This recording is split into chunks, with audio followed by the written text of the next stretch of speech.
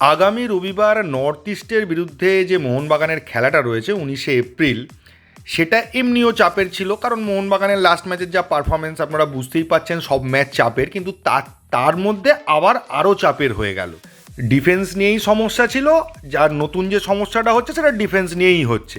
এখনো পর্যন্ত পাওয়া খবর অনুযায়ী অ্যালবার্টো রড্রিগেজ এবং আপুইয়া দুজনকেই সম্ভবত পাওয়া যাবে না আগামী রবিবারের ম্যাচে। অ্যালবার্টো তো ক্রাচ নিয়ে হাঁটাহাঁটি করছে, ফলে অ্যালবার্টোর চান্স খুবই কম। আপুইয়া আলটিমেটলি খেলতে পারবে বা কোনো চান্স আছে কিনা সেটা বুঝতে পারবেন যে এখান থেকে যখন টিম যাচ্ছে আপুইয়া অ্যালবার্টো যাচ্ছে কিনা। তো যদি ধরেই নিই যে আপুইয়া আর অ্যালবার্টো থাকবে না, তারপরে আপনি যদি মোহনবাগান টিমটার কথা ভাবেন, আপনার বুকের ভেতরটা কীরকম একটা করবে। এবার মুশকিল হচ্ছে যখনই আপনি সিঙ্গেল ডিফেন্ডার খেলাচ্ছেন বিদেশি, যেটাই খেলতে হবে নেক্সট ম্যাচে। টম অ্যালড্রেড থাকবে, তার সঙ্গে মেহতাব থাকবে, কিন্তু এদের সামনে একটা ব্লকারের ভীষণভাবে প্রয়োজন আছে। না হলে কিন্তু পাঞ্জাব ম্যাচের মতো নর্থ ইস্টও হুড়ুর করে ঢুকে যাবে। আর নর্থ ইস্ট যে স্পিডে অপারেট করে এমনিও ঢুকতো, মানে অ্যালবার্টো টম দুজনে থাকলেও তারা এক দুবার ঢুকে যেত। আর কাউন্টার হলে তো ছেড়েই দিন, যে অভিষেক ছাড়া আর কেউ ওই দৌড়ে পারবেই না। ওরা যে দৌড়টা ওরা দেয়, আর জিতিনের যা স্পিড। এবার আপনি যদি ব্লকার হিসেবে দীপক টাংরিকে খেলান, তাহলে মোটামুটি আপনার টিমে একজন কমে যাচ্ছে বলা চলে, কিন্তু একটা ব্লকিং হবে। যদিও আগের ম্যাচে দীপক টাংরি খেলার ফলেও আমরা দেখেছি কি অবস্থা হয়েছে। আর একটা কাজ করতে পারে, সেটা হচ্ছে অভিষেক সূর্যবংশীকে ইন্ট্রোডিউস করা, বা অভিষেক সূর্যবংশীকে দিয়ে কাজটা চালিয়ে নেওয়া।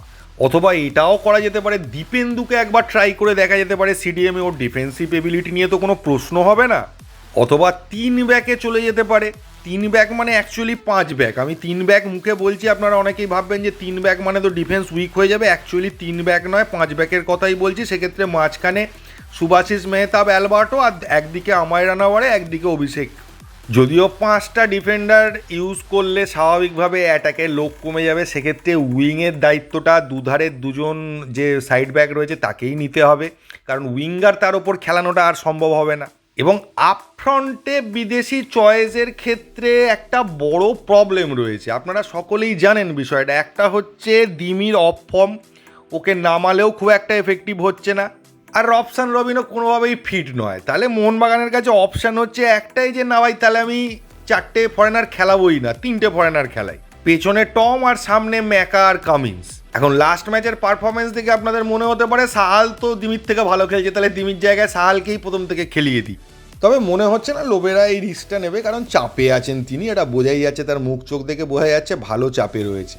তাহলে একমাত্র অপশান পড়ে থাকছে যে হয় দিমিকে খেলাও, নয় রবসানকে খেলাও। আর রবসানের খেলা দেখে আমি পরিষ্কার বুঝতে পারছি যে ও 60 মিনিটের বেশি মাঠে থাকতে পারবে না। এবার তাহলে আপনি প্রথমে রবসানকে খেলালেন, পরে দিমিকে নামালেন। দিমির যা অবস্থা, দিমি তো গোল করতে পারছে বলে বা পারবে বলেও মনে হচ্ছে না।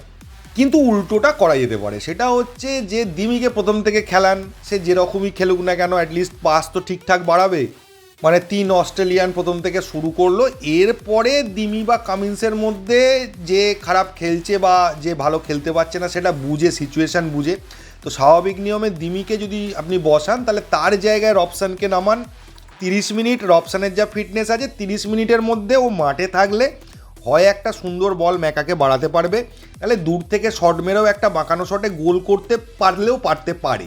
কিন্তু 60 মিনিটের পর দিমিকে নামিয়ে খুব একটা লাভ হবে না। সেটা আগের ম্যাচেই আমরা বুঝতে পেরে, যেটা আমাদের ঘরের মাঠে খেলা ছিল। এই ম্যাচটা কিন্তু অ্যাবে ম্যাচ। আর না হলে সাধারণ অবস্থায় যেটা হচ্ছে সেটা হচ্ছে 4 ব্যাকেই খেললাম, সামনে সেই দীপক টাংরি, তার পাশে থাপা কোনো রকমের সামাল দিল দুজনে মিলে, তার সঙ্গে হয় লিস্টন, নয় সাহাল, আর 3 বিদেশি, নাহলে 2 বিদেশি খেলিয়ে লিস্টন এবং সাহালকে প্রথম থেকে নামিয়ে দেওয়া। সেক্ষেত্রে টিমের ব্যালেন্সটা ঠিক থাকবে। তবে বিভিন্ন জায়গায়, বিভিন্ন সোশ্যাল মিডিয়ায়, বিভিন্ন ইউটিউব চ্যানেলে বলুন বা ফেসবুকের বিভিন্ন পোস্টে আমি দেখছি, আমি সত্যি মিথ্যে জানি না, অনেক জায়গা থেকে এই খবরটা পাচ্ছি যে লোবেরার হাত থেকে আস্তে আস্তে ড্রেসিং রুমের কন্ট্রোলটা চলে যাচ্ছে। তো না জেনে মন্তব্য করতে যাব না, এই বিষয়ে আমার কোনো খবর নেই। আর যারা খবরটা দিচ্ছে তারা কতটা রিলায়েবল আমি বলতে পারবো না। তবে টিমের যে আন্ডারস্ট্যান্ডিংয়ের একটা প্রবলেম হচ্ছে, এটা একটা বাচ্চা ছেলেই বলুন বা একজন অন্ধ দর্শকও বলে দিতে পারবে। তবে এটা আমার কাছে খুব পরিষ্কার যে পরের ম্যাচটা মোহনবাগান নিজে নর্মাল খেলে জিতে যাবে, এটা আমি আশা করতে পারছি না। তো এই রকম সিচুয়েশানে টিমের ইম্পর্টেন্ট দুটো প্লেয়ার নেই, টিমের এমনিই অবস্থা খারাপ, টিমের মধ্যে আন্ডারস্ট্যান্ডিং নেই, তো এক্ষেত্রে জিততে গেলে শুধু পারফরমেন্স নয়, ভাগ্যকেও সহায় হতে হবে। যদিও আগের ম্যাচের মতো প্রত্যেক দিন হবে না যে হঠাৎ করে গোল হয়ে যাবে, কোনো চান্স নেই সেখান থেকেও গোল হয়ে যাচ্ছে, সেগুলো সবসময় সব ম্যাচে হবে না, এটাও মাথায় রাখতে হবে। এবং সব থেকে মজার বিষয় যে হার্ড টাফ ম্যাচগুলো যখন ছিল, যে ম্যাচগুলো আমরা ড্র করেছি বা হেরেছি, সেই ম্যাচগুলোয় যদি টিমের সমস্যাও থাকতো তাহলেও রেজাল্টের খুব একটা পার্থক্য হতো না। কিন্তু এইবার যে টিমগুলো রয়েছে সেখানে অ্যাওয়ে ম্যাচে গোয়া আর ঘরের মাঠে ইস্টবেঙ্গল ছাড়া সেরকম চাপের টিম কিন্তু নেই, কিন্তু সেই ম্যাচের টিমই আমাদের পাওয়া যাচ্ছে না বা পুরো টিমটাকেই আমরা পাচ্ছি না। তো সব কিছু নিয়ে ভাবলে সত্যি মানে খুবই ভয় করছে, মানে কি হবে কিছুই বুঝতে পারছি না। জানি কেউ কেউ কমেন্টে বলবেন যে না মোহনবাগান ঠিক জিতবে, আপনি দেখে নেবেন, আবার কেউ কেউ বলবেন ওই আগের ম্যাচটা কোনোভাবে জিতে গেছে, এর পরের ম্যাচ থেকে দেখুন কি অবস্থা হয়।